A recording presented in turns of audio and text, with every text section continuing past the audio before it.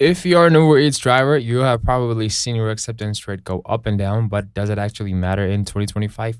Let's clear it up. Your acceptance rate is the percentage of delivery requests you accept out of the ones you're offered. So if you accept 8 out of 10, your rate is 80%. But here's the thing. Uber Eats doesn't deactivate you for a low acceptance rate. You can decline as many orders as you want without getting kicked off the app. So why does it even exist? Because Uber wants to know how reliable you are when they send you offers.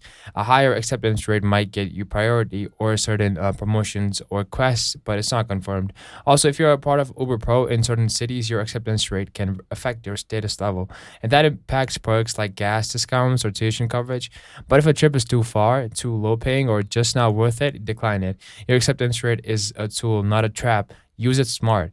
Bottom line, don't chase a 100% acceptance rate, chase what pays you the best. If this helped clear things up, give it a thumbs up and subscribe. Comment below with your average acceptance rate and how picky you are with orders. Let's talk driver strategy.